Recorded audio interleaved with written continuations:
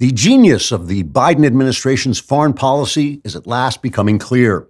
For years, many people believed that President and venal houseplant Joe Biden was a cynical buffoon who blew whichever way the political winds were blowing, then switched direction and lied about it, in keeping with his dishonest history of repeatedly plagiarizing the works of others, shamelessly inventing heroic stories about his past, and playing so fast and loose with slander, he was regarded as the creator of the scurrilous political attack known as borking, while at the same time, he was plausibly suspected of pocketing 10% of his family's influence peddling racket, all until he devolved into the maundering idiocy of an old age aggravated by a lifetime of moral rot, after which he colluded with the corrupt media to finagle his way into the presidency, where he became a model of incompetence, stupidity, and sneering nastiness, while both the nation he was chosen to lead and the world around him fell into dysfunction and disarray as he lapped at ice cream cones and hissed weird platitudes as if he were some 7-year-old who was possessed by one of the lesser demons, like Belial or Nancy Pelosi,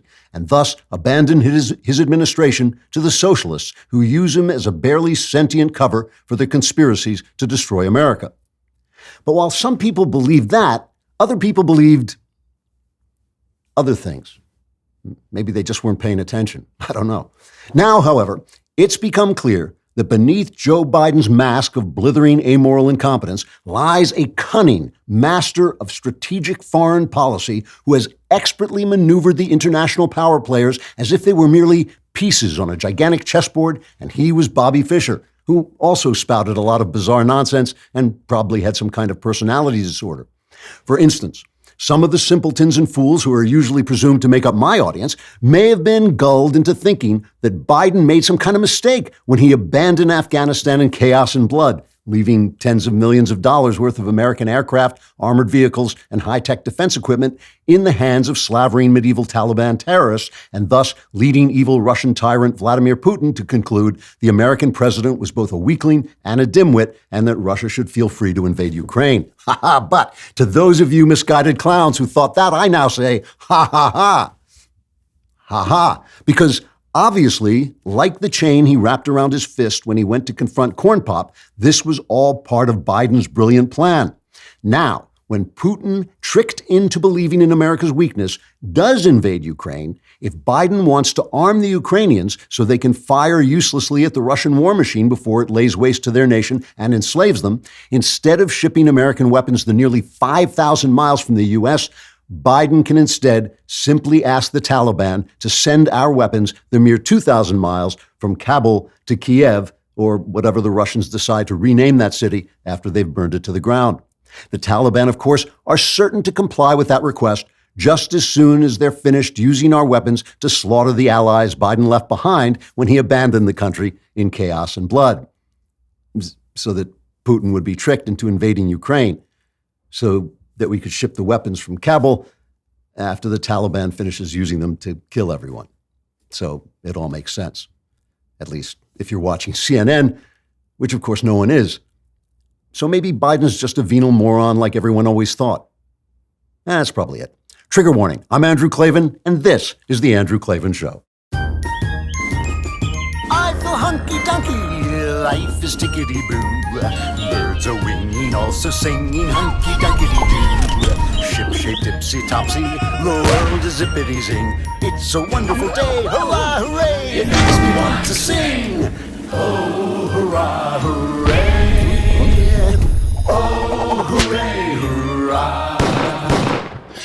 All right, we are back laughing our way through the fall of the Republic. We'll be talking about the Supreme Court, Ukraine, COVID, and we have a Russian expert coming on to talk about what is Putin really up to. This is a great time to subscribe on Apple Podcasts. Leave us a 5-star review. It's incredibly helpful to us. Also, if you subscribe to my personal Andrew Klavan YouTube channel, you can get exclusive content. If you push that little bell, a little bell will go off in your head and just continue ringing until it drives you insane, and none of this will matter anymore, and you'll feel much happier.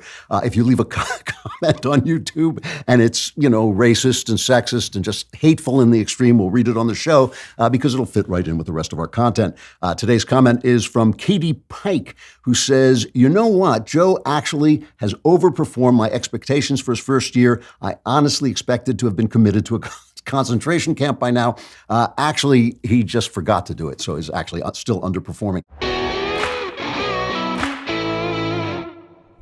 One of the things you want to do, I think, is support American companies, and the other thing you want to do is eat good meat. Good Ranchers is the exclusive meat company of the Daily Wire. They sell the most delicious beef, chicken, and seafood you can find and ship it right to your door. For a limited time, they're offering you their best deal on your next purchase, $30 off any box with my code Klavan. You probably don't know, and I didn't know this either, but over 85% of the grass-fed beef in stores and online is imported from overseas. It also is often labeled product of the USA on its package, even when it's not truly from the USA. That means you could be buying low-quality foreign beef and not even know it. That's why you should get your T-bones, ribeyes, fillets, and mouth-watering burgers from Good Ranchers. All of their beef is 100% born, raised, and harvested in the USA. You can get steakhouse quality at an affordable price, delivered right to your door. So visit goodranchers.com/Klavan or use code Klavan at checkout to get $30 off any one of their variety of boxes. Go to goodranchers.com/Klavan today. Save $30 on your new favorite steak, a Good Ranchers steak. And I know what you're thinking. You're thinking, sure, but how do you spell Klavan? It's Klavan. There are no easy things. Before I get started, I just have to show you, last night I received what this is called an ARC, an advanced reading copy of my new book, The Truth and Beauty, which is out in April. If you are interested in where, this is kind of an intellectual memoir, sort of tells you where a lot of the ideas that I talk about come from. The subtitle is How the Lives and Works of England's Greatest Poets Point the Way to a Deeper Understanding of the Words of Jesus. If you would please go on and pre-order this on Amazon, it would really help out because it would let Zondervan, who've done a great job with the cover, it's a beautiful cover, it would let them know that people are interested in the book and they'll order more copies printed, and that will be good because then we won't have trouble getting you the copies. I want to start by playing what has to be my favorite clip of the week, even though it's an old one. This is, I talk about the elites, and I talk about the elites being in this cloud of unknowing about the fact that they're buffoons. Here is a lady, her name is, she was at a meeting called the Great Narrative Meeting, okay? And the Great Narrative is in Davos, the World Economic Forum. And she's an Oxford economics professor.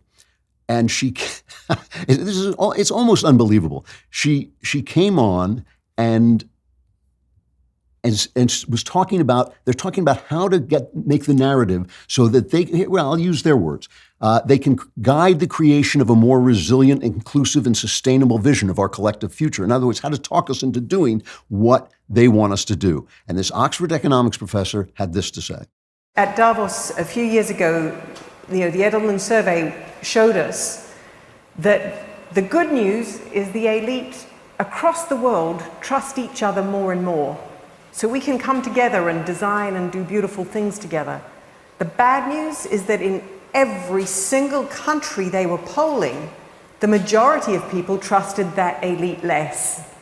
So we can lead, but if people aren't following, we're not going to get to where we want to go. We can lead, but people nobody's following us. Why is it? It's weird. We trust each other. We trust each other so we can do beautiful things. But those crazy people, they don't trust us, so they're not following us where we want them to go. It's an amazing, amazing lack of insights. And one of the themes of The Truth and Beauty is learning to collaborate with creation. This is something we do as individuals. The world consists neither of immutable, unchangeable facts that are out there, nor does it only consist of your feelings within. It's a mysterious kind of collaboration between our minds and our feelings and the world as it is. The most obvious example of this is when you fall in love with someone. You fall in love with someone, that person seems beautiful and perfect, and that can be a valid experience, like with my wife, who actually is beautiful and perfect. But it can also be a delusion, like my wife loving me, which just causes her all kinds of problems. When you're deluded in the way you experience the world, there are consequences for that delusion, right? You learn about your delusion through the consequences. If the people you love are ruining your lives, or if you build a machine that you think is going to take you to Mars and it ends up just falling down into a pit, you learn to do things differently. And the whole difference between a joyful, and I would say a godly life, And a miserable life is reacting to consequences with honesty and integrity and adjusting your side of the collaboration with reality. You say, oh, I made a mistake. The person I fell in love with is not a good person. This machine is never going to go to Mars. It's just a sled. It's not going anywhere. Or in a more difficult situation, a more difficult example, you say, oh, I got divorced and when my children were little, or I had an abortion, and now I realize that was the wrong thing to do. I did an immoral thing, and I have to accept that I did something wrong, rather than doubling down on that immorality and pretending it was the right thing so that you shout your abortion or, you become increasingly committed to the evil thing that you did. What is it that keeps people from accepting consequences and learning from them? We all know people who do this, right? We all know people who say, no, I know that drinking is ruining my life, but I can't stop drinking, so give me another solution. There is no other solution. You got to lay off the booze, right? What stops them from doing that? And this is, I think, what people mean by the sin of pride, why people say the sin of pride is such a terrible sin and such a problem. And a lot of people think pride is being puffed up. It's like saying, I'm great, I'm a terrific person, or like that Monty Python song, I'm a lumberjack and I'm okay. That's just a symptom of pride. That's the result of pride. What pride really is the inability to process shame. You can't admit you're wrong because your fragile, delusive sense of yourself as a good person won't survive, and you'll have to accept that you're a sinful creature, you're a broken creature. You can't accept that your actions have bad consequences or that they're immoral. You can't stand the shame of having done something wrong, and you can't stand the shame of someone else having been right.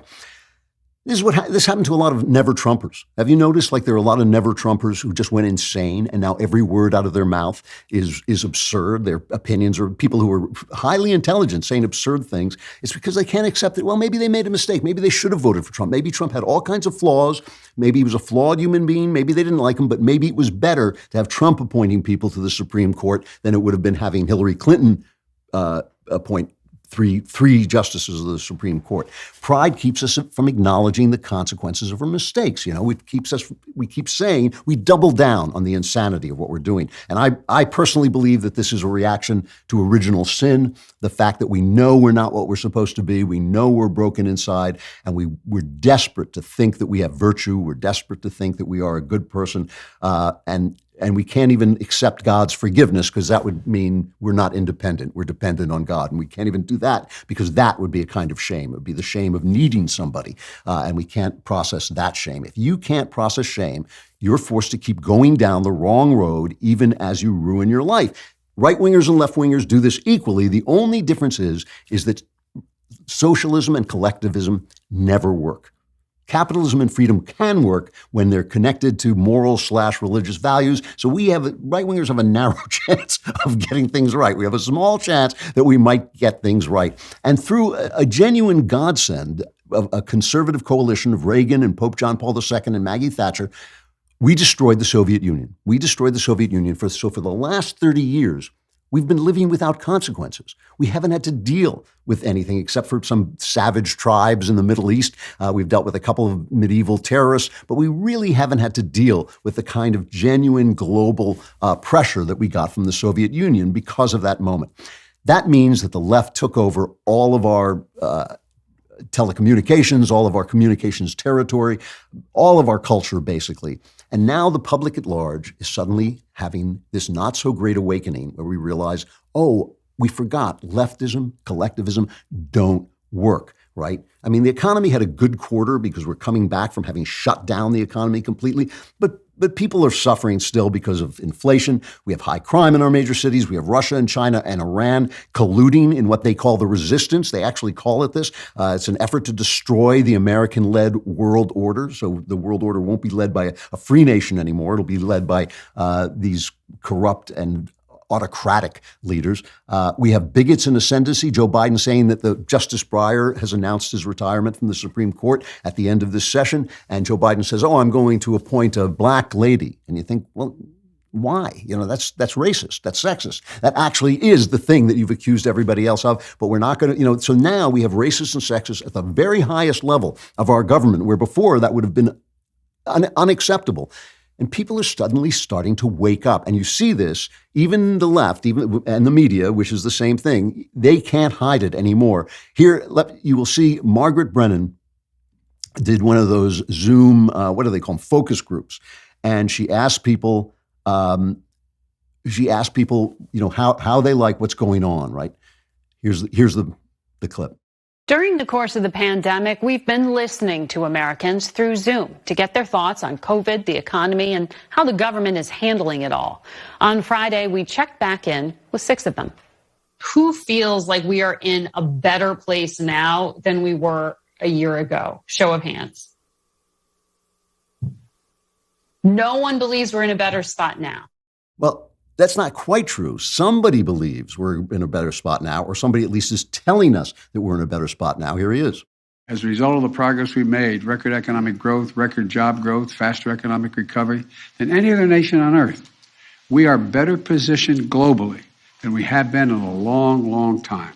I love it. I love it. So that's what I'm talking about, the sin of pride. The left, which means all our institutions, Academy, Hollywood, news media corporations, in their pride, their inability to process shame, they're just going to double down on insanity. They're going to keep doing what they've been doing, no matter how badly it goes. And if you don't agree with them, if you don't think things are getting better, that's your fault. The elites all love each other. They all trust each other. Everything is great. If only, how come when they look behind them, when they lead and they look behind them, no one is there? You know, what they do is they basically tell you the consequences aren't there. The numbers on the GDP are great. Why aren't you happy just because you can't afford to fill up your car? What's wrong with you? It's your fault. As somebody said, Paul Begala said, the Democrats aren't suffering from bad leadership. They're suffering from bad followers. It's your fault in the consequences.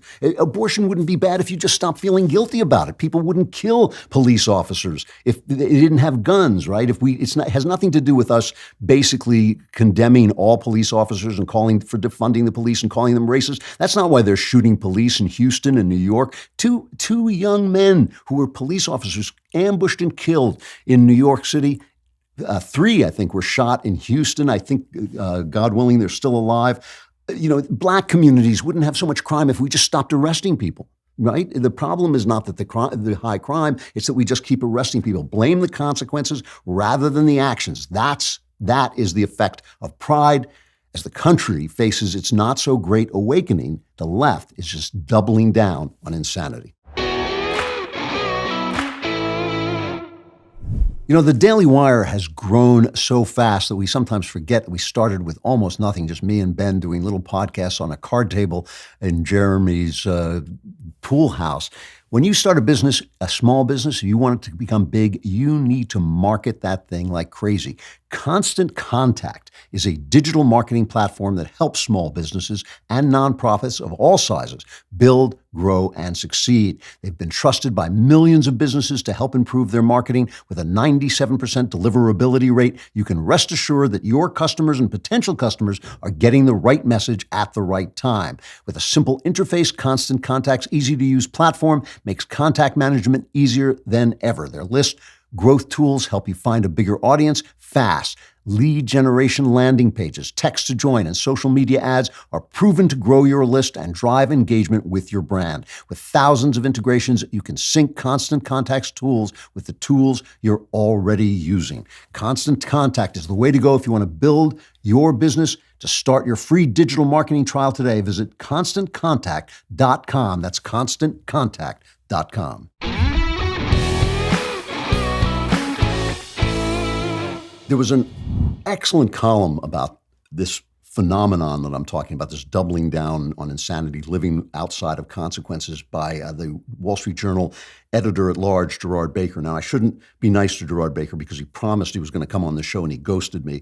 But I'm just going to be the bigger man here, and I'll have some friends drop by his house and let the air out of his tires and then move on, because he did write a really great column. It was called "Politics Are Already Leading Us into the Metaverse." Let me just read you a little bit of this. If the tech mavens are right, we will all soon live in the metaverse. But since the dictionary defines this mystical place as, quote, a highly immersive virtual world where people gather to socialize, play, and work, you might ask whether we don't already live there. For years, political and cultural leaders in the real world have been creating a virtual make-believe one, an artificially constructed reality, a fable and allegory in which performative posturing is the modus operandi. The idea is that by operating in this world, they signal their own virtue, relevance, and even meaning. The public policy class seem to have decided that an artificial reality is preferable to to the actual one. Take the pandemic. The coronavirus seems essentially to have defied almost all policy measures to mitigate it. So instead, our leaders have chosen ersatz rules that signal whether you're part of their reality. Mask wearing, social distancing, vaccine mandates. There's little evidence to support claims for the efficacy of any of these measures, but they will serve nicely as emblems of belonging in your own universe. It has become absolutely clear. And listen, I have never come on and said this disease is a hoax. People are suffering. People are dying. People have died in their thousands and thousands, in their millions, really, across the world. I have not told you that the vaccines are a hoax. None of that. I'm triple vaccinated. I did everything I could to stay healthy as an older guy, not wanting to die. It has nothing to do with this.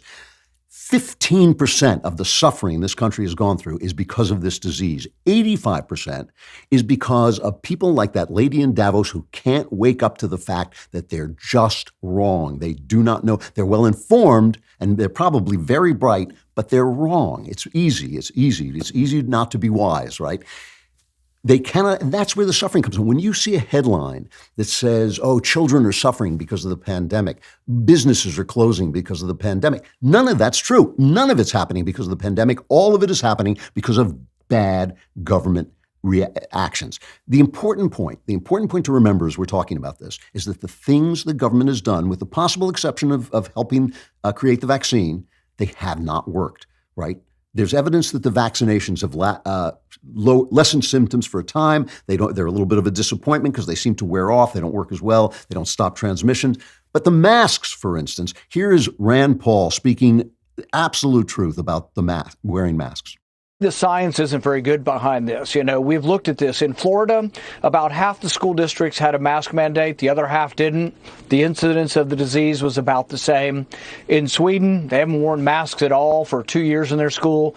Incidence isn't any different than any other schools in the world. So really, there's no strong evidence that masks work. When you look at mask mandates, like New York's got this crazy mask mandate, when you look at the institution of the mandate, when it was instituted, and you look at the incidence of the disease, if anything, the disease keeps going up when you have mask mandates. The masks really have had no influence on the pandemic. So I said this to my own doctor. He said, studies show that if two people in a room wear a mask, the incidence of transmission goes down. I said, yeah, but that's not the real world. In the real world, people take off their masks, they eat, they talk, they do all these things. It's not working. The numbers are just the same no matter where you go. The only thing that makes a difference is whether or not people are packed together like in New York or spread out in South Dakota, right? The masks, meanwhile, are causing serious problems. Children have eating disorders, psychological problems. All of us should be able to see one another's faces. It's important. It's important in the West that we look on one another's faces. And so remember, the numbers don't show that the masks do anything. So what's the right thing to do? Take the masks off. Leave people alone. You want to wear a mask, wear a mask. Don't blame anybody else if they don't want to wear a mask. Let me show you this incredible video of people it's in an elevator, I believe, attacking a man. They're all wearing masks. They're all old ladies. They're all wearing masks. And a guy gets on who is not wearing a mask, and they assault him. Get out. Get out. Yo, stop. Get out. Get out. What you guys doing? Get out. Get out. What you guys doing? Get out. What's wrong with Get out. you? Don't touch me. Don't you have Do kids? not touch me. Get out. Do not touch me. Get out. I'm not touching you. Do not Oh, touch did you just me. hit me?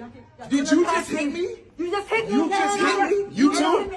Black Lives Matter. Yo, Black this is Lives racist. Wow. Get out. this is- Black Lives Matter. Black Lives Black Matter. Lives Matter. Stop. Yo, stop. Stop recording me. I don't know you. Yo, you need to stop. Get No, out. I'm not getting out. I was here Yes, you first. are.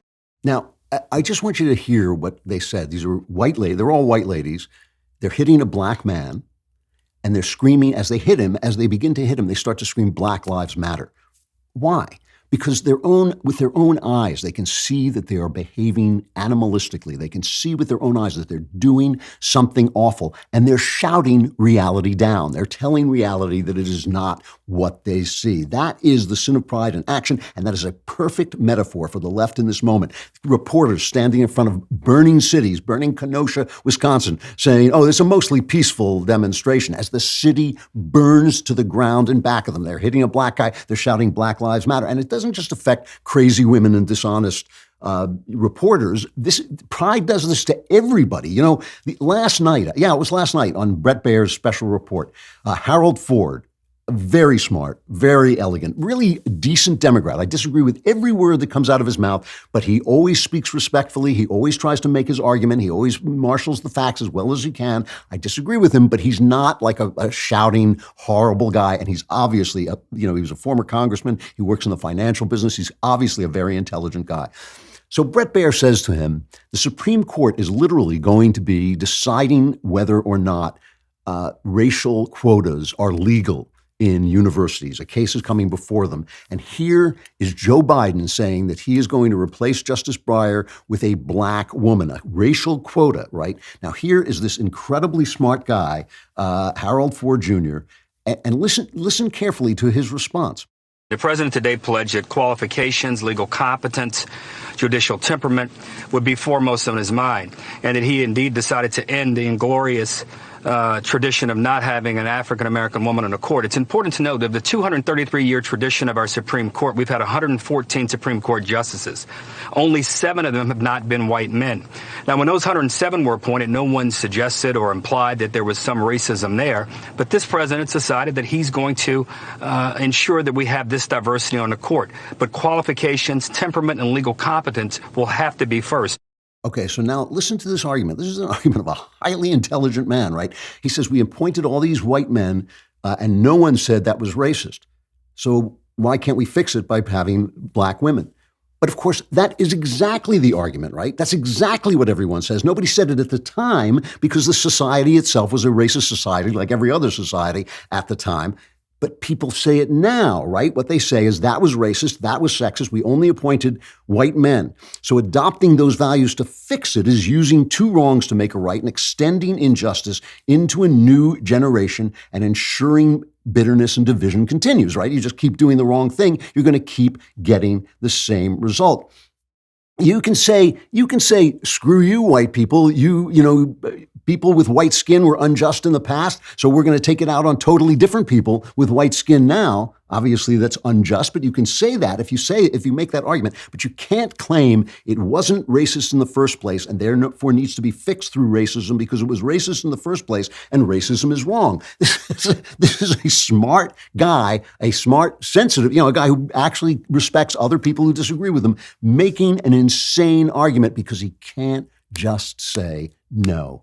It's wrong. Racism is wrong. We can't fix the past. We move on from here. That's the best we can do. That is the best human beings. If we had the power to fix the past, believe me, I would reach out and fix it. I wish I could. Nobody can do that. The past is past. The future is all we got. So all you got to do is stop being racist now and let things smooth out. The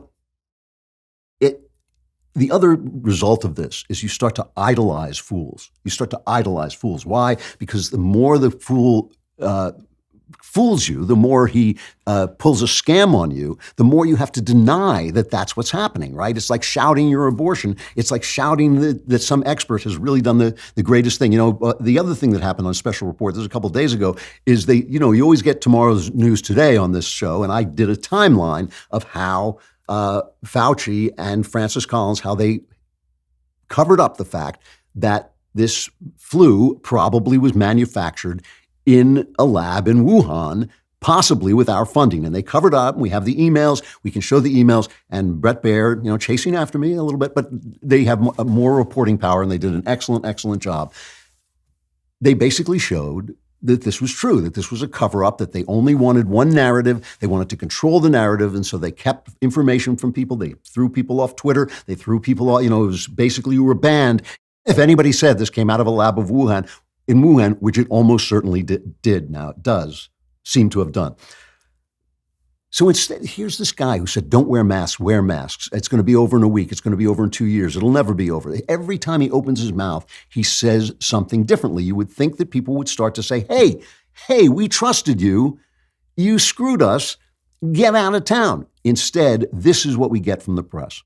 The single most respected voice in the pandemic, it's Dr. Anthony Fauci. The man who's become known as America's doctor. The nation's top infectious disease expert, Anthony Fauci. You are seen to many as a superhero. Dr. Anthony Fauci, American hero and New York Yankee fan. You've done so much for this country in terms of this crisis, so I really appreciate your insight. Who better to give us answers that we can trust than Dr. Anthony Fauci? The perfect person to answer our questions today. Joining us now, Dr. Anthony Fauci. Dr. Anthony Fauci, appreciate your candor. Dr. Fauci, appreciate the candor. We appreciate your service to this country. We appreciate your service. Thank you for your service. Thank you for your service. Greatly appreciate your service to America. Thank you for your 37 years of service, I believe, to 7 presidents, and thank you for your work over the past year. The great news is you're sticking around in the Biden administration. We are so grateful to you, Dr. Fauci. That's why? Why? Because you can't say, oh, this guy fooled us. This guy conned us. This guy didn't get it right. This guy doesn't know what he's talking about. Because then you're the fool. It's the sin of pride. One time, a reporter approached Fauci and actually took him to task for what he had done. This is the only time. I think it was Ducey from Fox. I'm not sure who it was, but here's the only time it was caught on video. If you were really great and powerful, you'd keep your promises. Do you presume to criticize the great Oz? You ungrateful creatures think yourselves lucky that I'm giving you audience tomorrow instead of 20 years from now. Oh, the great Oz has spoken. Oh, pay no attention to that man behind the curtain. The great Oz has spoken. Who are you? Oh, I am the great and powerful Wizard of Oz. Dorothy Ducey, she does a really good job reporting. That's the moment. That's the moment everybody's afraid of. And it's not just the right. It's all of us. We all are like this. We're all afraid of that moment when somebody pulls back the curtain and says, oh, you're just a broken, sinful guy. You have no virtue. You cannot get by on your own. You are dependent on God. All of that stuff. We do not want that curtain pulled back because that big head, that giant head saying, I am the great and powerful Wizard of Oz is all of us. It is all of us. The left simply are the people who have had all the power, especially the cultural power, for the last 30 to 60 years. They have slowly taken over. They've purposely taken over our cultural institutions. They have purposely made it so that their virtue, not just their political opinions, their virtue depend on believing what they believe. You wear a mask because you have virtue. You believe in affirmative action because you have virtue. You know, they'll say, you say, well, I don't believe in affirmative action. You say you're racist. Don't you believe that there's racism? Don't you believe there's systemic racism? You know, my feeling is if you said to me, that house is on fire, I'm going to spray gasoline on it, I would say, well, my friend, you have correctly identified the situation, but you've come up with the wrong solution, right?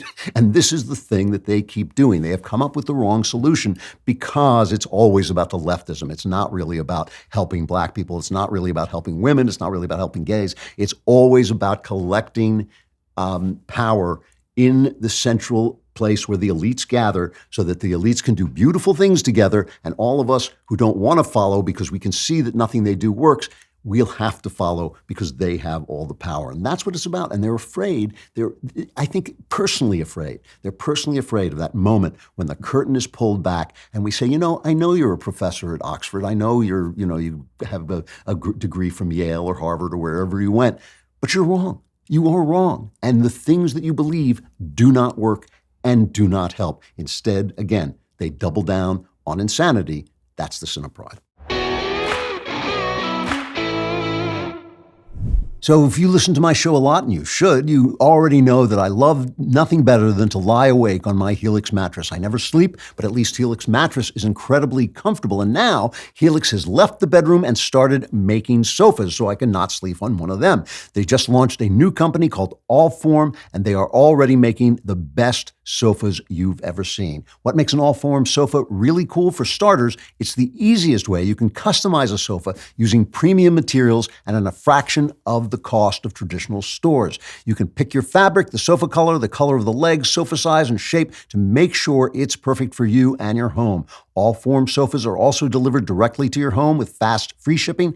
In the past, if you wanted to order a sofa, it could take weeks or even months to arrive, and you would need someone to come and assemble it in your home. Allform takes just 3 to 7 days to get to you, and you can assemble it yourself in a few minutes. And Allform is offering 20% off of all orders for our listeners at allform.com allform.com/Klavan. That is allform.com/Klavan. Allform is spelled all form. That's easy. But Klavan, that's a tough one. It's Klavan. No E's in Klavan. I just make it look this easy.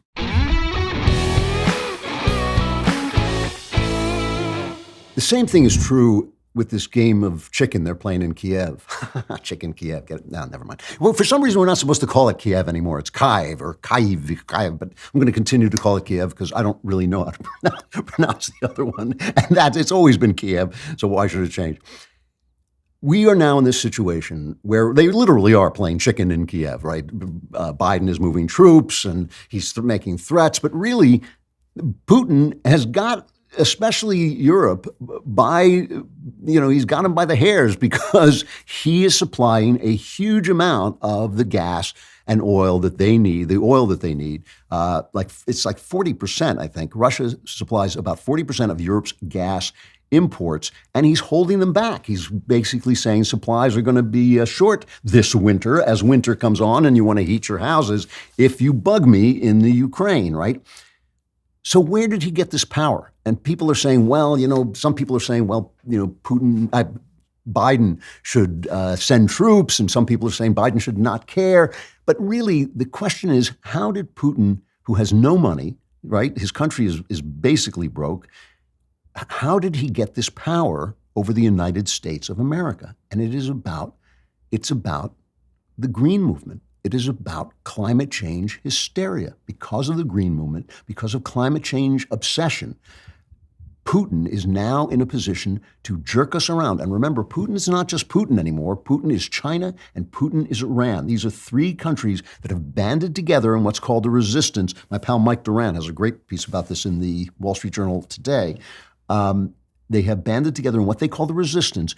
Their open intention is to destroy the American-led world order. Now, listen, I don't want the world order led by America because I happen to live here, because I love the Stars and Stripes, because I love football and, apple pie. That's not why. I want the world to be led by a free nation, an essentially free nation. We're still clinging to our freedom. We're still in a place where people obey the rule of law. We're still in a place where, I can say the things I'm saying. I can make fun of Joe Biden and the police don't kick in the door. Let's not kid ourselves. We're not in a completely authoritarian country yet. The left is incredibly authoritarian-minded, but they still have been restricted by our traditions and by our laws. And so we're still in a free country. And those values are the values I want to spread through the world. Why? Because freedom is better than slavery. It is morally better than slavery. It is better for people to be free than enslaved.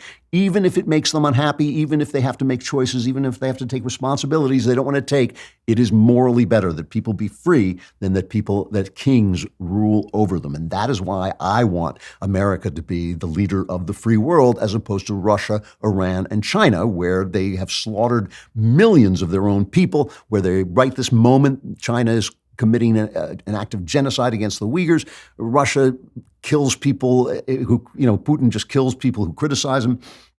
I do not want them to win. I want us to win. And that's why this climate change obsession is really, really damaging and has put us in the place that we are.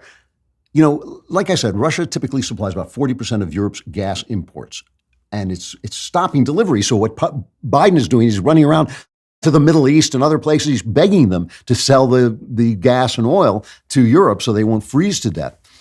But instead, leading up to this time, what has he done? Again, reading from the journal, start with government bans on hydraulic shale fracturing. Europe's gas reserves are smaller than Russia's, though it has about as much technically recoverable shale gas as the U.S., according to the Energy Information Administration. Yet European governments won't let this strategic asset be developed. Now, why did we develop shale fracking? So we could unleash this incredible energy from the earth. Why did we do it when Europe couldn't? Because of our traditions, because of the philosophies of the 18th century, when you own a piece of land, you own what's underneath the land. In Europe, that's not true. When I bought an apartment in London, when I was living in London, I bought an apartment. I bought only the apartment. The ground under the apartment belonged to someone else, some duke somewhere or something like that. I bought it, there were only like 10 years left on the lease, so the apartment was cheap enough for me to afford to buy it in a very, very fancy neighborhood. Then I made a bet that the lease would be renewed, and it was, and so I did well on that apartment, but still, I had to bet that because I didn't own what was underneath the ground there, and the people who owned the building didn't own what was underneath the ground. So if you own a piece of land in Europe, the government can tell you not to take out the stuff that's underneath it. That is not true here. Here you own what's underneath the earth. And so we had developed fracking, and it made us not only energy independent, it made us an exporter of energy. And Biden has done everything he can to shut that down. He's basically said you can't explore on federal lands. He's just made it all much more difficult. I mean, the left's reaction to that, by the way, is that they should take away our property rights. Germany has made itself even more dependent on Russian gas, again, reading from the journal, by shutting down nuclear plants which provide low-cost baseload power. Now, this is insane. This is insane. Why did they shut down their nuclear power, which is one of the cleanest, most efficient forms of energy production there is? They did it because there was that disaster at the Fukushima Daiichi nuclear plant in Japan. There was an earthquake. There was a tsunami that broke their reactor. Guess how many people died? One person died in that thing. And yet the irrational protests went on. You got to shut down nuclear power, and Germany just gave in and started to shut down their power plants. So now they're even more dependent on Russia. So Russia has even more. When Biden asked Germany to help out with discouraging Putin from going into Ukraine, they sent helmets. I think I can't remember, the president of Ukraine as well, an official in Ukraine said, this is a joke. What are they going to send me next? Pillows? I mean, this is what's happening. It's pure business. It's pure corruption because the consequences of green politics. And yet no one, never will they say, oh, green politics was a mistake. The funny thing is, remember that the more developed a country gets, the cleaner it gets, right? The London fog, which bedeviled London in the 19th century, is gone because they could get beyond using coal. That's why the London fog disappeared. The smog that used to bedevil L.A. is gone because they invented not because they got rid of cars, but because they invented the catalytic converter. And the more developed you get, the more you can cut down on the pollution that comes from energy. Listen, if your car's not working and your love life stinks, you can solve both by going to RockAuto.com. Why? Because the minute you say RockAuto.com, your phone will start ringing with women saying, who said that? What was that sound? I love that sound. Also, it will let them know that you know how to get parts for your car, right? If your car is sitting there in the garage, in the driveway, not running, it does no good to sit there pretending you're driving to an auto parts store where really they don't know any more about auto parts than you do. If you just go on RockAuto.com, you will find their easy-to-use catalog. The prices are better than anywhere else, and you get to say RockAuto.com. The RockAuto.com catalog is unique. It's really, really easy to navigate. You have to fight off the women while you're doing it because when you say RockAuto.com, they know you know what to do in a situation where your car is not running or needs a part. Amazing selection, reliably low prices, all the parts your car will ever need right in your computer. RockAuto.com. Go to RockAuto.com right now and see all the parts available for your car or truck. Write Klavan in there. How did you hear about us box so they know we sent you? The women love it when you know how to spell Klavan. It's Klavan. There are no easy Klavan. So here we are.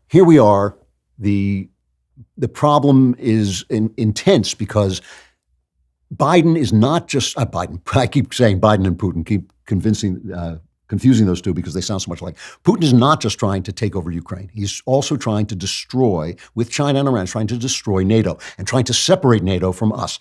They are trying to destroy the American-led world order. That's what he's trying to do. And remember, Putin's a monster. There's some guys on the right, I've said this before, but it's worth repeating. Putin is a bad guy. This is a guy who blew up.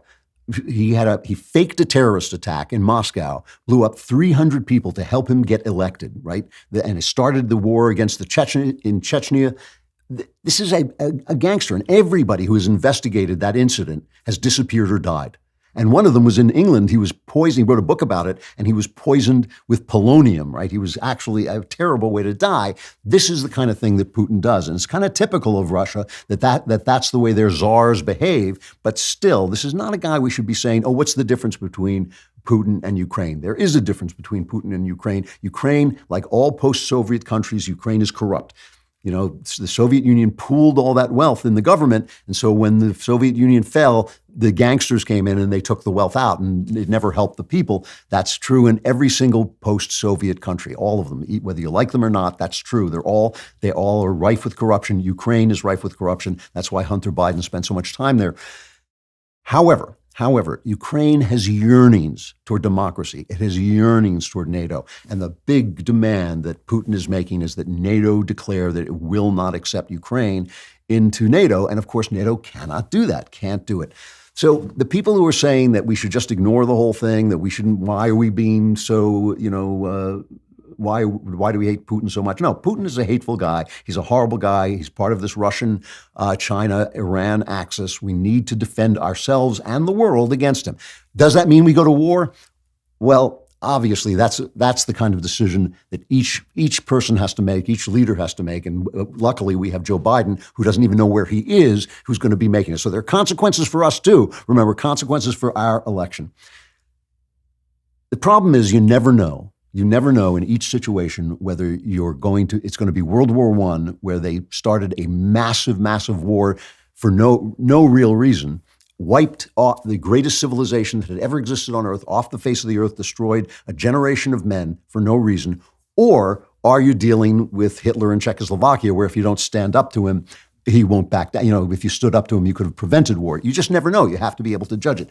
But these guys are so beyond reason, so beyond thought that you can't trust them to make the right decisions now that the crisis has been created by listening to these green idiots, by listening to people like AOC. We have gotten into this situation to begin with. How are they going to find their way out? I mean, Biden shut down our pipeline, our Keystone pipeline, but pulled the sanctions on Putin's Nord Stream 2 pipeline, which not only is going to make Germany more dependent, not only make Europe more dependent on Russian fuel, it is also going to it also bypasses the Ukraine. So Ukraine doesn't get the money they would have gotten, the license fees they would have gotten for letting the pipeline go through. He's done everything wrong. So what's the problem? So you ask Jonathan Feiner, the Deputy National Secretary Director, you asked him, what's the problem? Why should we even care about Ukraine? Here's his response.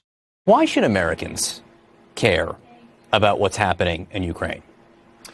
Because it goes to a very fundamental principle of all nations, which is that our borders should be inviolate, that our sovereignty should be respected.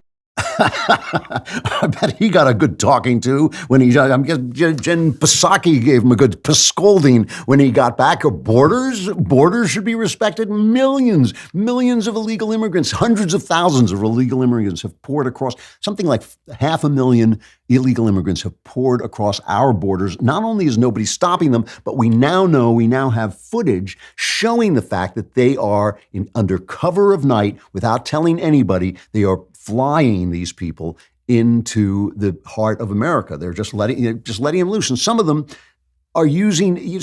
are convicted criminals. They're flying them off, dropping them off. We now have this. It's incredible footage. I'll show you just a little bit of it. A cop basically asks the pilots, the people who are doing these flights for the Department of Homeland Security, asks them for identification. They don't want to identify themselves because it's all supposed to be on the down low. Unbelievable. Yeah. And who's that by? DHS? Yes. That in the United States Army. They're on a federal installation, so it's about DHS wants everything on the down low. I can give you my state ID, but our work ID, we're not allowed to let anyone take a picture. The one that's right there? Yeah, we're not allowed to. Okay, I'll take your name. I don't care. Your state ID's fine. State ID is working. My thing is, I like to comply. You know what I'm saying? I comply. Easy. Yeah. Technically, we're not supposed to show IDs or anything like that. Like I said, everything's supposed to be hush-hush. But you know what? If I show you my ID and I'm up front with you, the next time you see me, hey, I know who he is. Yeah, it's easy. See what I'm saying? Crime is a consequence of policy. War is a consequence of policy. A failure of policy. Inflation is a consequence of policy. Disease, the spread of disease and the basic harm we've done to our psychology and our economy by overreacting to the pandemic. These are consequences of policy. Consequences are what teach you that your experience of the world is diluted, is off. When you have a consequence in your personal life, when you have a consequence as a leader that you do not like, you should change the way you are reacting to the world. And what stops you? It's the sin of pride, the inability to process shame. The left is now suffering from this as if it were the true pandemic, the sin of pride. I know you've heard me talk about Ring Video Doorbell. It's absolutely terrific. Anyone comes to your house, no matter where you are, whether you're home or somewhere else, you can talk to them, see them on your phone in the app, and make sure your home is secure and make sure things are taken care of. You may not know that Ring also makes an alarm. Ring Alarm is an award-winning home security system with available professional monitoring. You can easily install it yourself. You can get all the sensors from motion doors and windows that will work on any house or apartment. You can get notified right on your phone whenever anything is detected. I've partnered with Ring, so like me with Ring Alarm, you and your loved ones can rest easy knowing that Ring is helping to protect your home. Ring's professional monitoring is an amazing deal. You get award-winning professional monitoring for less money than most professional alarm companies. You may not have known it, but it's true. Ring has an award-winning alarm. Go to ring.com/Klavan to get a great deal on a Ring Alarm home security kit today. That's ring.com/Klavan. Anyone comes to your door, just say to him, how do you spell Klavan? If he knows, call the police. So because Vladimir Putin is not just a bad guy, he's a very, very intelligent, clever bad guy. One of the things I have noticed is that every time I look at an article about what he's up to, it says something different. So I wanted to talk to Rebecca Koffler today. She's a Russian-born former DIA intelligence officer, that's defense intelligence, and author of Putin's Playbook, Russia's Secret Plan to Defeat America, which is basically kind of unfolding in front of our eyes. She's now a strategic intelligence analyst with the Lindsay Group. Rebecca, thank you so much for coming on. Of course. It's my honor and pleasure, Andrew, to be with you and your audience here. Oh, thank you. It's, let's just start with you for a minute. You're actually from the Soviet Union, right? You were born in the Soviet Union? I was born and raised in the former Soviet Union, went to school there, immigrated back in 1989, served in the intelligence community, and yeah, I've written a book, and unfortunately, right now, the events are unfolding exactly according to Putin's playbook, about which I was trying to warn back in the intelligence community and by writing this book. Yeah, it is kind of amazing. Before we get to Putin, though, is there something that you could tell America, if there was one thing you could get Americans to understand about the Russian people, what is it that we don't get about them? Well, the one thing is Russians don't think like Americans, and in fact, no one thinks like Americans, even Europeans don't think like Americans. Americans are unique people, shaped and formed by their history. And so are the Russians. The Russians also believe that they're exceptional. And so I described it, in my book. And obviously, America is all about freedom, justice, and opportunity. But the Russians, there's a reason why they support Putin, and we can go into it. It's not that they are bad people. Of course, there are bad people in Russia, and the government is very corrupt. But overall, there are two, as the Russians like to say, there are two big differences, between Russians and Americans. And those are, but why do they support Putin, though? I mean, a guy seems like an absolute gangster to me. Why do they like him? Right. So you nailed it. Yes, he's a gangster. But basically, during the collapse and in the aftermath of the collapse of the Soviet Union, Russia went through some very, very tough times, and especially the Russian people did, because the communists became capitalists. right? Because they were in a position to grab all the, factories and plants, all the businesses. Because remember, under the Soviet rule, there was no private property. Everything belonged to the government, right? Well, the same people became capitalists. The Russian people got the short end of the stick.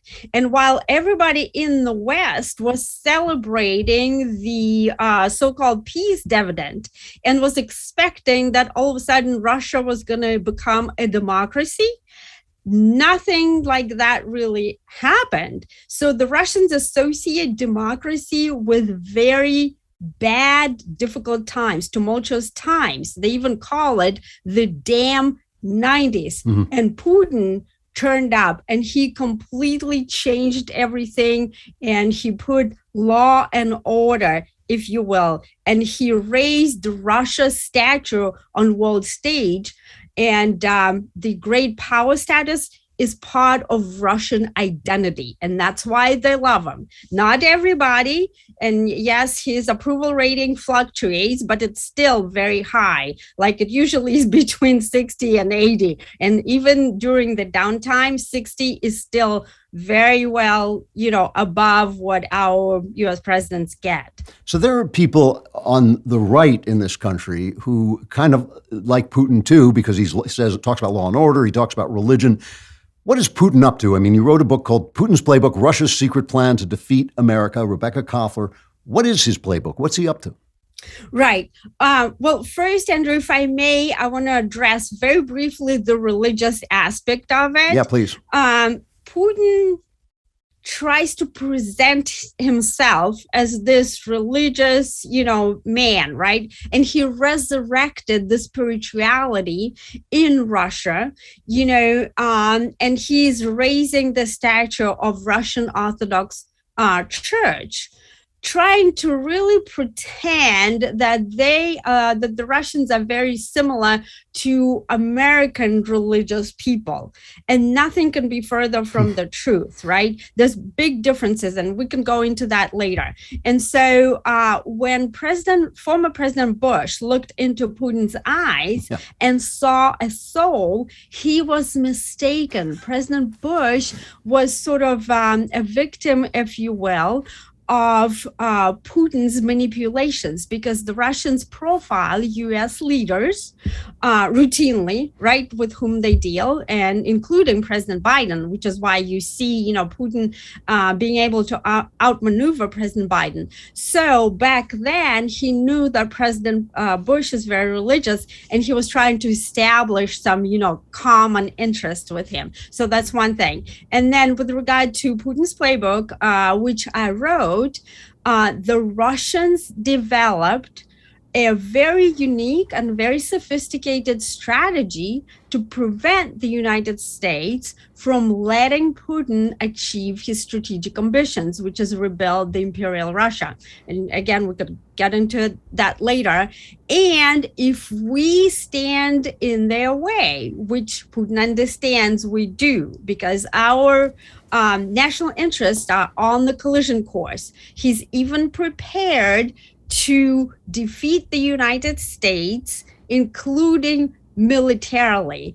And there are a lot of non-kinetic aspects in his playbook, and one of them is cyber, which is why you see the DHS recently announcing that the Russian cyber attack is in the works, and somehow we should be bracing for it.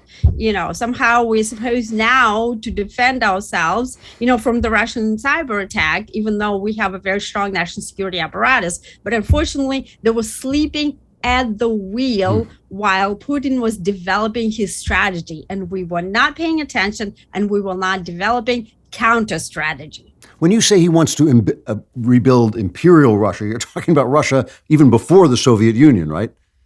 So, well, I kind of, I'm sorry, Andrew, I use this word colloquially. Okay. Let me just be very nuanced about this. So what Putin wants is to reconstitute a supranational state.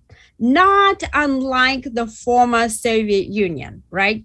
He wants to integrate the post-Soviet states into one entity that would be sort of similar to a combination of three things: NATO, European Union, and Soviet Union, right? The nuance here is that there's no plan, right, at least right now, to incorporate Baltics into that supranational state, because Putin understands the Baltics, Latvia, Lithuania, Estonia are part of NATO. And if one thing that Putin is afraid of is the might of US and NATO military capability, kinetic capability. So he doesn't want to escalate the conflict where he would have to take us on head on, right? But everything else, post-Soviet states, Ukraine, Belarus, Kazakhstan, Moldova, all of those, he wants to integrate them. And the process is already underway. He has established the Eurasian Union. He calls it the Eurasian European Union, but colloquially, they even referring to it right now as the Union. And Belarus and Russia are right now like this, and CSTO is part of that, which is equivalent in Putin's view to NATO, which is what he used in Kazakhstan. So in your estimation, is he going to actually send troops into Ukraine? Is that where you think this is headed? So, okay. So that's a very, it's a tough one, right? Several weeks ago, I made a call and I put out an op-ed, which was published on Fox News website. It's titled something like, Putin is going to strike Ukraine soon, and he's just toying with Biden, right? At that point, I assessed that was what Putin was going to do.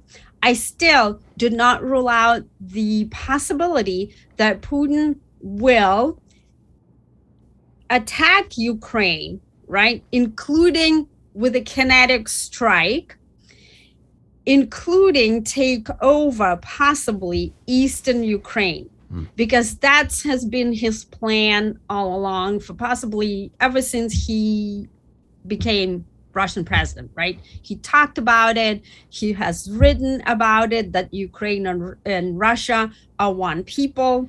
So an alternative to an actual invasion would be an installment of Putin's puppet, a pro-Russian government leader, and removing Zelensky through a coup, not unlike what happened back in 2014, the regime change that the Russians still can't get over, and they attribute that occurrence to the United States. And they are super paranoid. Putin is super paranoid of the United States possibly preparing a coup against Putin. And so that's his playbook. How does cyber figure into this? What would a Russian cyber attack on America look like? That's an excellent question, and it's a very, very scary one, Andrew. Cyber is actually features very prominently in Russian doctrine and strategy. In fact, I have a whole chapter in my book called Cyber Weapons,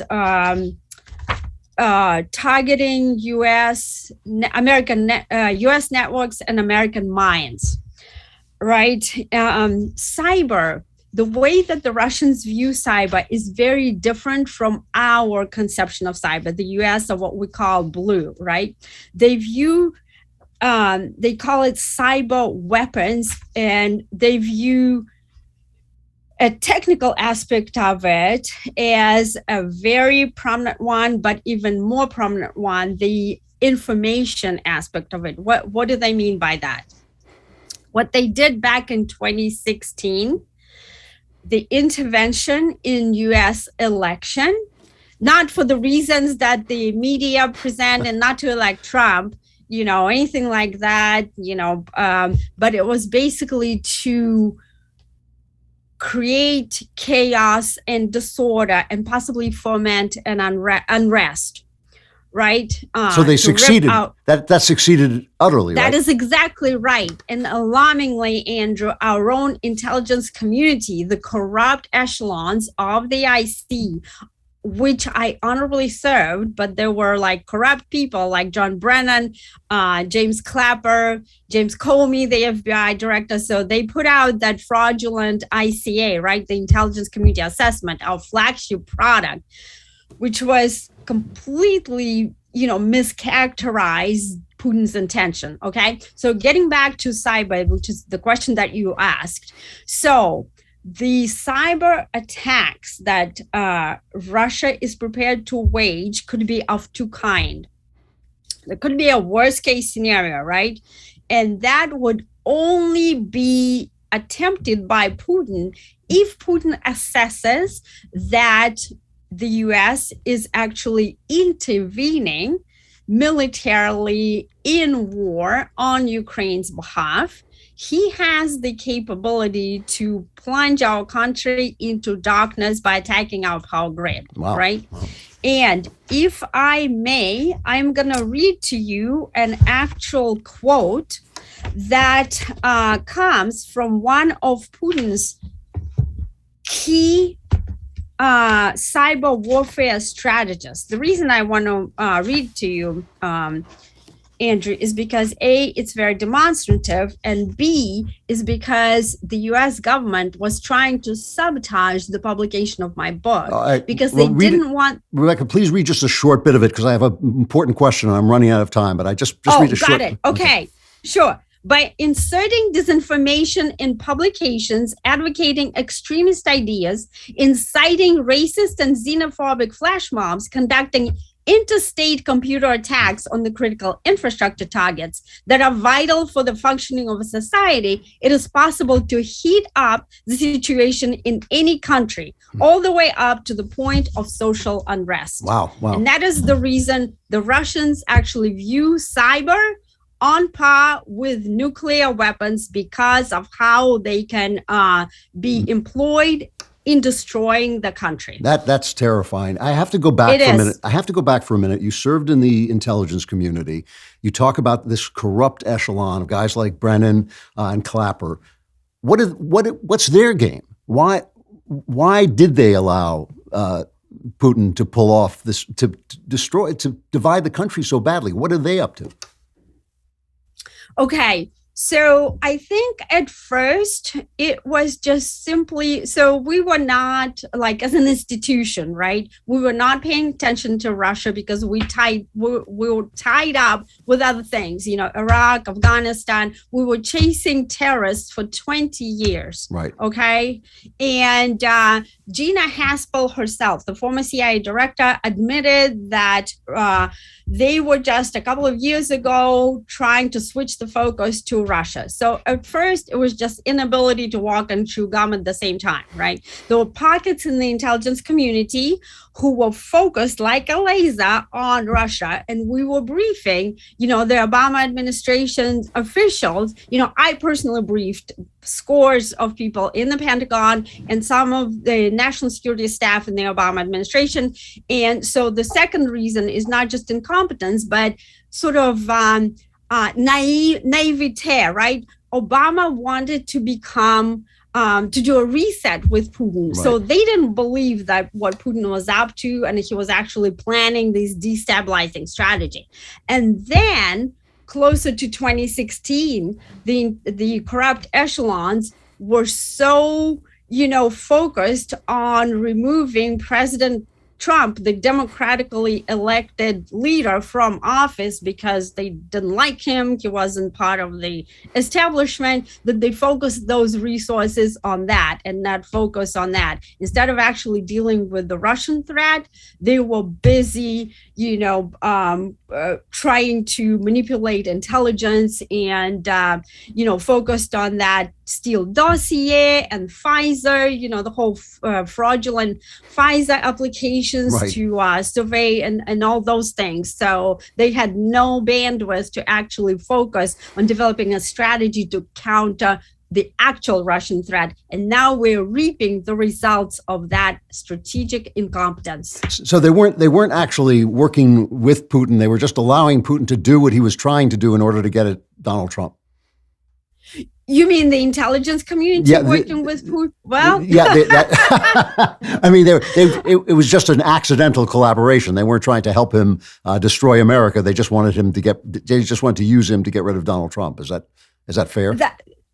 I would say that's very, very fair. Okay. Although now that you raise this topic, like you wonder, because remember the Brookings Institution and where Fiona Hill, came President Trump's advisor on Russia. And I used to respect Fiona highly, right? She's very competent on Russia. But then all of a sudden she became the key witness to in Trump's impeachment hearing. And then Igor Danchenko, who fed the information into Steele dossier, is basically connected to Russian intelligence. And the FBI knew that, okay? So now that you pose this question, I'm like sitting here scratching my head.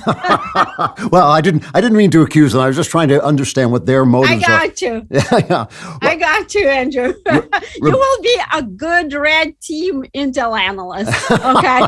I appreciate it. I'll keep that in mind for a second career. Rebecca Koffler is the author of Putin's Playbook, Russia's Secret Plan to Defeat America. Rebecca, that was really interesting. I really appreciate your coming on, and I hope to talk to you again. Of course. This was very, very enjoyable for me as well. Thank you very much for having me, Andrew. Thanks a lot, Rebecca. So I already told you about Helix's new sofas, but let's go back to talking about those mattresses. Some of you are sleeping on some saggy old mattresses at night. Some of you are sleeping, but you should really be lying awake on a great Helix mattress. Helix Sleep has a quiz that takes just 2 minutes to complete and matches your body type and sleep preferences to the perfect mattress for you. Whether you're a side sleeper, a hot sleeper, or like me, a not sleeper, there's no more confusion and no more compromising. Just go to helixsleep.com/Klavan, take that 2-minute sleep quiz, which is kind of fun, by the way, and they'll match you to a customized mattress that will give you the best sleep of your life, or for me, the best lying awake of my life. Helix mattresses have a 10-year warranty. They're made right in America. You get to try it out for 100 nights, risk-free. This is a good deal. They will even pick it up for you if you don't love it, but don't worry about that because you will. Right now, Helix is offering up to $200 off all mattresses at helixsleep.com/Klavan. Get up to $200 off at helixsleep.com/Klavan. I know what you're thinking. $200 off? How do you spell Klavan? It's Klavan. No E's. If you didn't catch it yet, the latest episode of Adam Carolla's Daily Wire exclusive comedy series Truth Yeller is streaming now, and it might just be the best one yet. Adam takes on Hunter Biden and is joined by comedian T.J. Miller, who drops some comedy gold. I've seen part of this. It's really funny. He proves that he is the real deal. What do I mean by that? Head to dailywire.com/watch right now to find out. Go to dailywire.com/subscribe and use code Miller for 25% off your membership, and get ready for some serious laughs. If it's true, it's probably not getting published. The Daily Wire is changing that with our own publishing wing, DW Books, and we're proud to be publishing 2 books that are actively fighting the left's monopoly on storytelling. The first is 12 Seconds in the Dark by Sergeant Mattingly. The book is the true story of what really happened the night of the tragic Breonna Taylor shooting. Mattingly, a 20-year police veteran, takes readers inside his department's response and debunks the lies that have recklessly been shared with the public. DW Books is also publishing Fiery but Mostly Peaceful by Julio Rosas, who pulls back the curtain and sets the record straight on the Black Lives Matter riots that broke out across the country in 2020. Rosas, who is reporting from the ground, gives his firsthand experience of the riots and exposes the media's attempts to convince Americans that the fatal and destructive riots were peaceful. I'm so grateful to have these brave truth tellers on board and can't wait for you to hear their stories. Both are available for pre-order now on Amazon or anywhere you buy books online.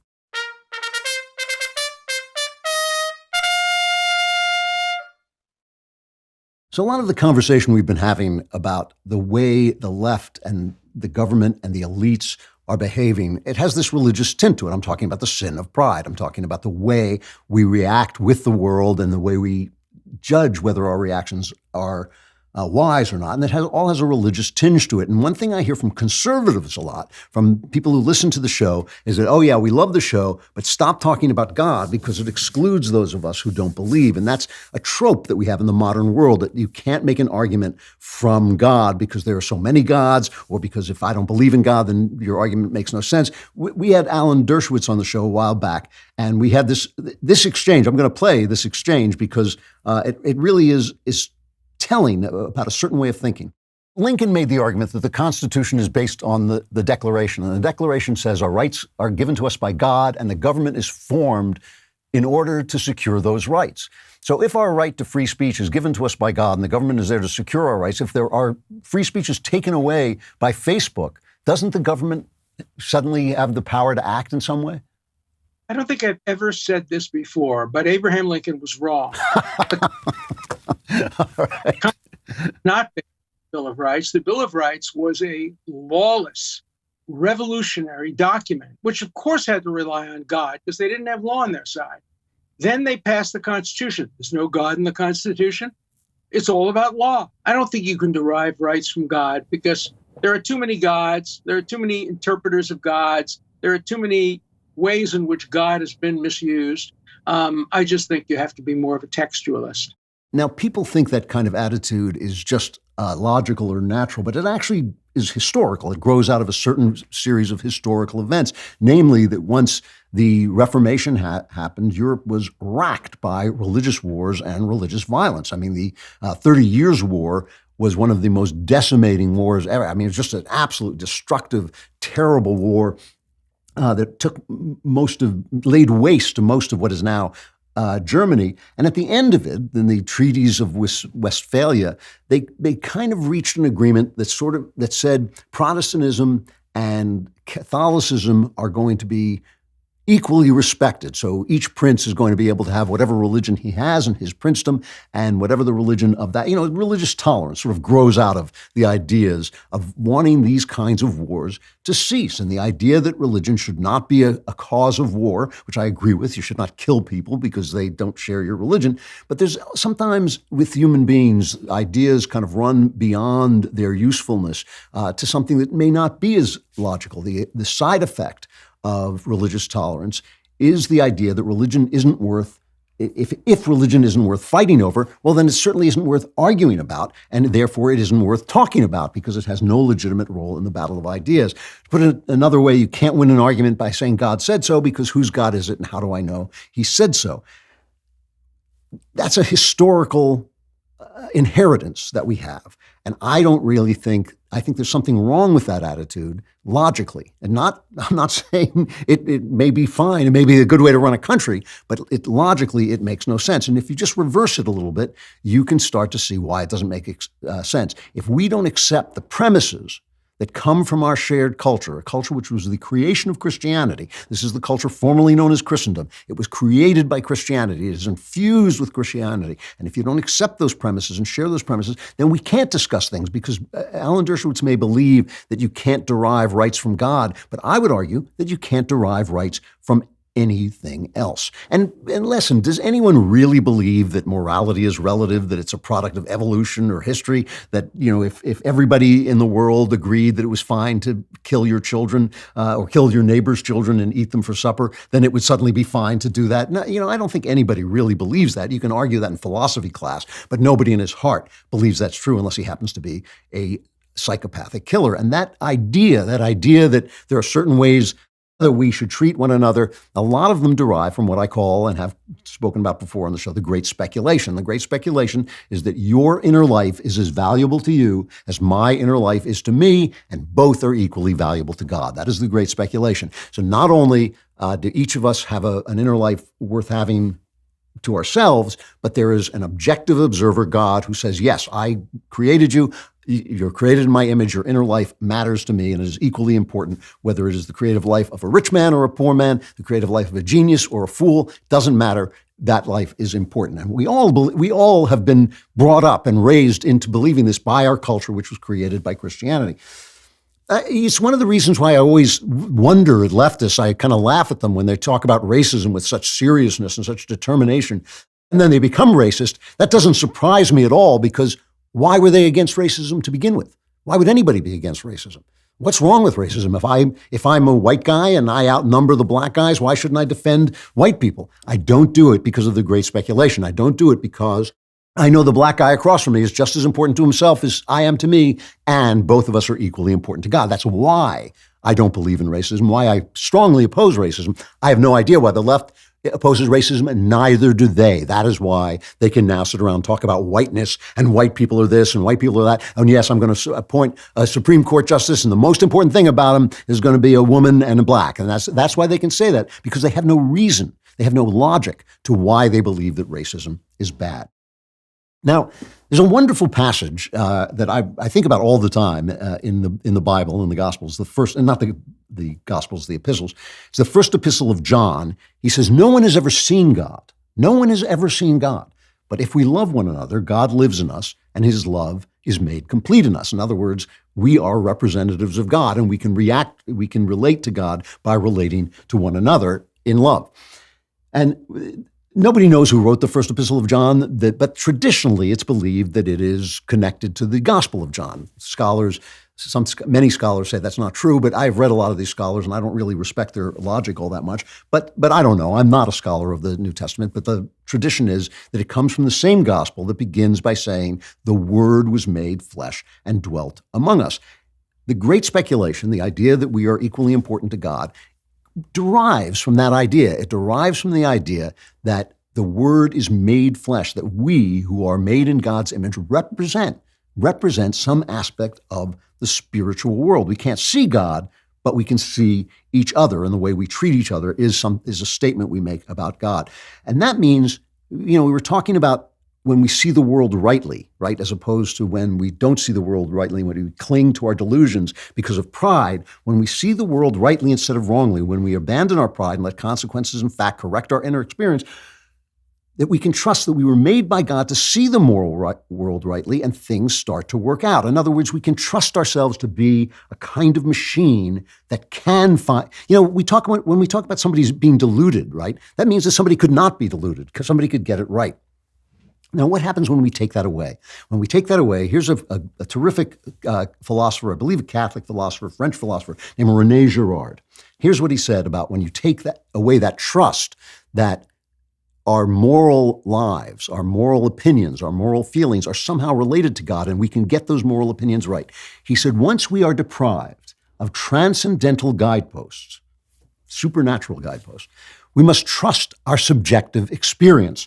Whether we like it or not, we are little Cartesian gods with no fixed reference and no certainty outside of ourselves, right? We only know what we feel, right? And since modern man has no way of knowing what is going on beyond himself, since he cannot know everything, he becomes lost in a world as vast and technically complex as ours if he has no one to guide him. He no longer relies on priests and philosophers, of course, but he must rely on many other people nevertheless, more people than ever, as a matter of fact. They are the experts, the people more competent than we are in innumerable fields of endeavor. Without faith that we are descended from God, made in God's image, and that we live in a moral universe that we can suss out. We may not get it right all the time. We may get it wrong, but when we get it wrong, there are consequences, and therefore we can adjust and get it right if we lay our pride aside.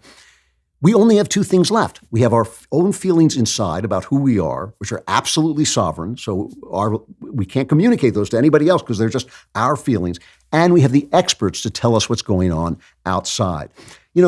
Our pal Matt Walsh, we love, our colleague Matt Walsh, had this big kind of viral moment on Dr. Phil when he turned around and he asked a transgender person to define woman. Let's just play a little bit of this. It's really quite amazing. I'm sure many of you have already seen it, but just in case. You stood up here and said trans women are women. Yes. Tell me what you mean. What is a woman? Womanhood is something that, just as Ethan explained, I cannot define because I am not myself. You used the word. So what did you mean when you said trans women are women if you don't know what it means? Right. So here's the thing. So I do not define what a woman is because I do not identify as a woman. Womanhood is something that is an umbrella term. It includes people That describes what? People who identify as a woman. Identify as what? As a woman. What is that? Was to each their own.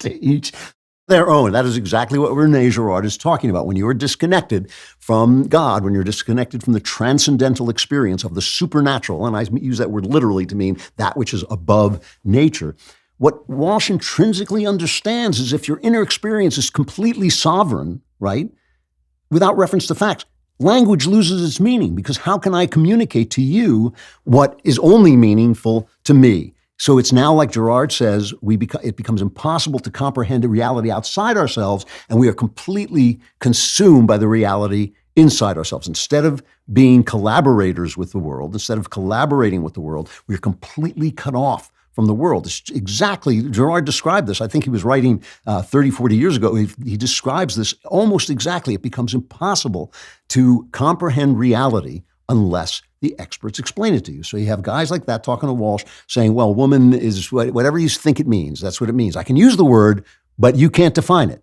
I can use the word, but you can't define it. So ideas mean nothing. Words mean nothing. There's absolutely no chance of communicating my inner reality to your inner reality, right? The arts can't mean anything. We kind of live in a world like that Hideous Strength, that C.S. Lewis novel I was talking about, where they put him in a place where the art is all kind of abstract and absurd because they're trying to teach him that his experience of life means nothing. His idea of love means nothing. Only the objective reality means something. Now, that objective reality is very complex and can only be explained to you by the experts. So on the one hand, you can say that I've magically turned into a woman, except you can't define woman because woman has no meaning, because it only means what it means to me. But on the other hand, you can't leave the house until Anthony Fauci tells you it's safe to do it.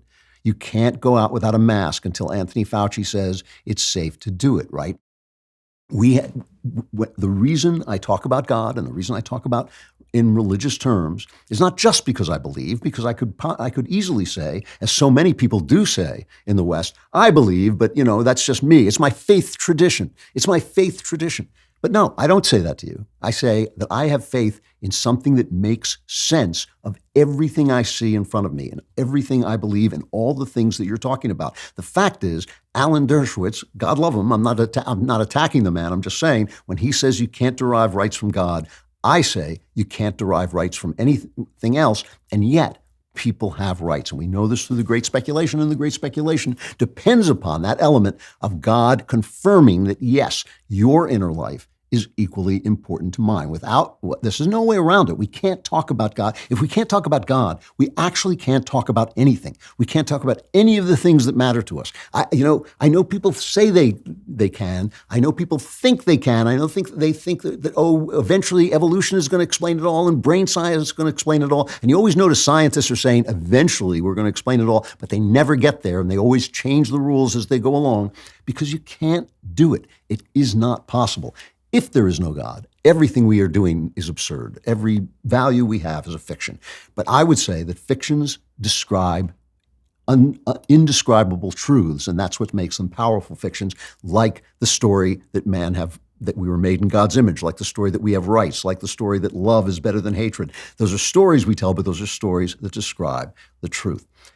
In order to trust in God, we have to set aside our pride and understand that we are dependent on him for all the things we love, for all the things that matter to us. And that's why I'm not going to stop talking about God. You just have to understand the way I'm talking about him is as the founder of all human values and all human experience. So all through the show, we've been talking about one thing. What have we been talking about? We've been talking about changing our minds, deciding when we're wrong, readjusting to life so that we can get past our problems. That is why we have the essential tool for doing that, which is, of course, the mailbag. What a stupid son of a... I knew you were going to use that one. This is the first time I've ever guessed right what you were going to put in there. All right, from Jacques. Andrew, recently during a discussion I had with my 27-year-old daughter, she asked a question that I'm ashamed to say I didn't know how to answer. I've been pondering it for weeks and I'm still at a loss. I was expressing my belief that it's important to propagate the species, and she asked why. Why is it important that the earth be peopled? I was so stunned by her question because it had never occurred to me that I fumbled around and eventually clumsily landed on, I believe every baby that is born is a miracle. For further context, I was raised with little to no religion, and it was the same for my daughter. I'm only just now beginning to find my way regarding faith, and my daughter, unfortunately, seems hostile towards it. Therefore, I find myself thinking a non-theological answer, if there is one, might be more relevant here. What would you tell her? Why is this question stumping me? Thanks so much for your thoughts. Well, that's a great question, I think. It's stumping you because you have more wisdom in your heart than you have in your head, and you're paying the penalty, you're suffering the consequences of raising your daughter without faith. If she asks you why she should have children, you should ask her why she should sing. Why should she look at sunsets or fall in love? Why should she do any of the things that are beautiful in life? Why should she appreciate beauty at all? There is no material reason. Good things that are good in and of themselves are good because they represent the goodness of God. That is why they're good in and of themselves. There is no reason to have children except to have children. In other words, having children is the reason for having children. Looking at a sunset is the reason for looking at a sunset. Listening to music is the reason for listening to music. These are things that are good in themselves. And because she is living a materialist life, right? This is the big divide. The big divide is not actually between Protestant and Catholic or even Jewish. The big divide is between spiritual and materialistic. The idea that there is a supernatural, that there is a level of meaning above the natural, or that there's not. This is it. And the people, as I have said again and again, the people who are materialists do not accept the ramifications, the consequences, the logical conclusions that you have to draw from materialism, namely the conclusions drawn by the Marquis de Sade, that it might be fun to rape and kill people, so why not do it?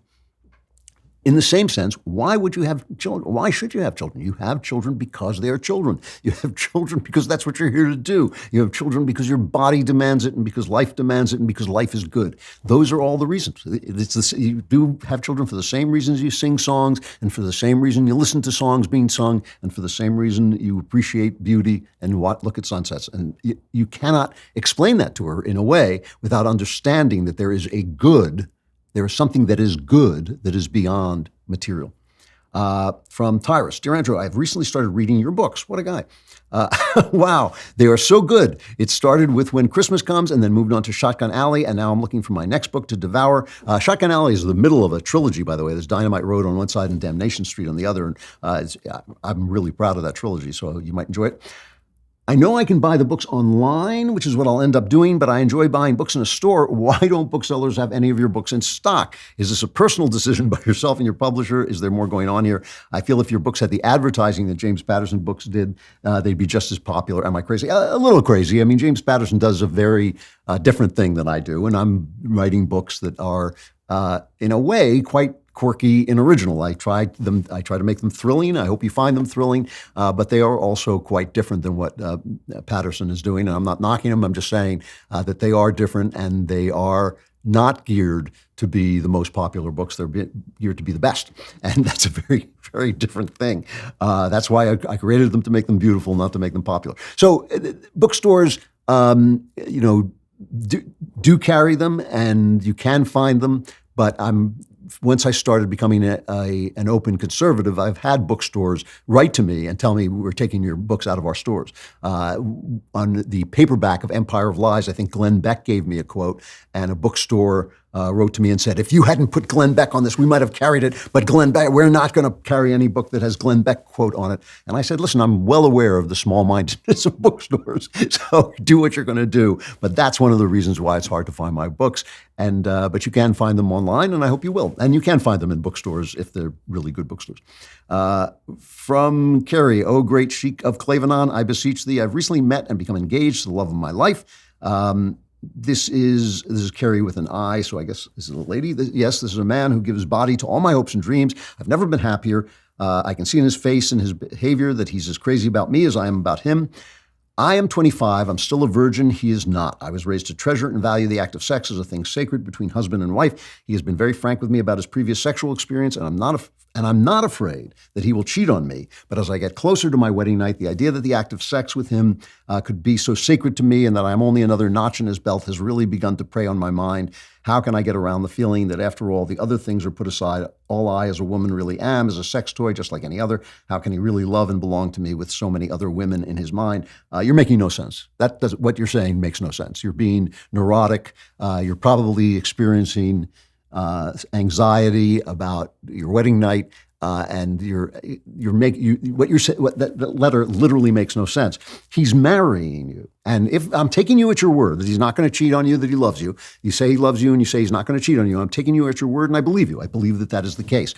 So he's giving up all others. He is marrying you to live with you day after day. And what you're saying is that somehow makes you a sex toy. The past is past. He can't go back and erase the women he slept with. That was how he lived his life. Whatever else you say about him, it made him the person you love today.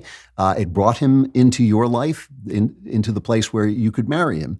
You are not. His love for you, you're kind of following materialist logic in a way. You're thinking his love for you just grows out of his sexual attraction to you. I'm sure he is sexually attracted to you, but he also loves you, which is different. It is not just an aspect of his sexual attraction to you. He loves you. He loves who you are.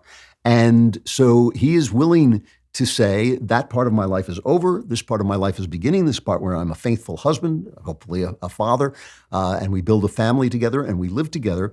That's a really, you are giving him a precious thing, which is yourself, not just your body, but you're giving him yourself. And he is giving you a precious thing, which is himself, his loyalty, his faithfulness to you. And there's absolutely no reason to think, you could make the argument the other way that because he has had experience, he won't be tempted to cheat on you because he already knows what else is out there, which is a perfectly fine argument.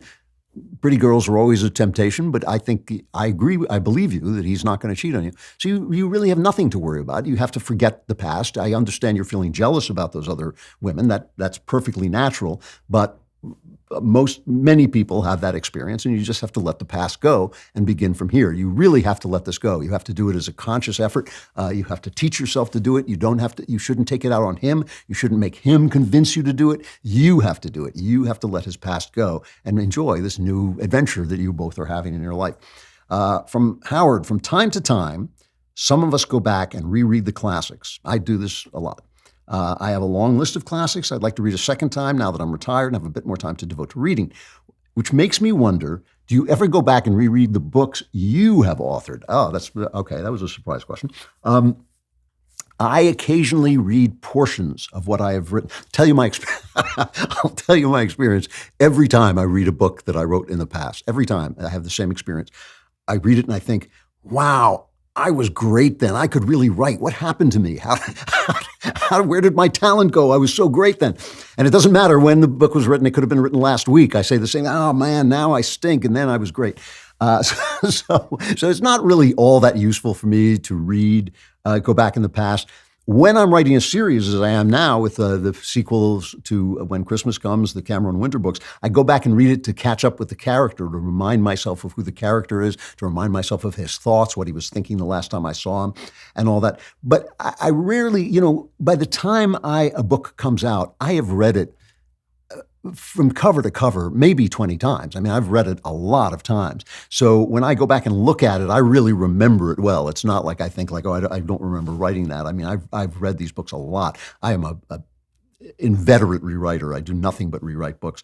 I don't really go back and read them cover to cover, but I do go back from time to time and think, how did I do that? How did I accomplish that? And every time I beat myself up about it, and I always think like I had more skill then than I have now, which really isn't true. It can't possibly be true. I've learned so much from each book that I think I've just improved. I've become more and more professional. There is one thing that you lose over time, that I have become I believe a much deeper and broader writer, but that kind of youthful thing that you have when you first start out, that you can't recreate. You can imitate it from time to time, but you can't just capture again the zing of youth, but you get something else in return, which is the wisdom and the depth of old age. All right, I have got to stop there. However, that's not a bad thing. It just means you're going to be plunged into a blackness that's unimaginable, where there'll be wailing, gnashing of teeth, broken glass, fires. Yeah, it's a disaster. Will you survive?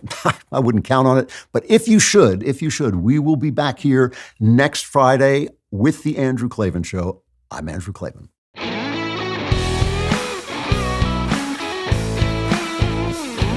The Andrew Klavan Show is produced by Lisa Bacon, executive producer Jeremy Boring. Our supervising producer is Mathis Glover. Our technical director is Austin Stevens. Production manager Pavel Wadowski. Editor and associate producer Danny D'Amico. Our audio is mixed by Mike Cormina. Animations are by Cynthia Angulo. Hair and makeup is done by Cherokee Hart. Our production coordinator is McKenna Waters, and our production assistant is Jacob Falash. The Andrew Klavan Show is a Daily Wire production.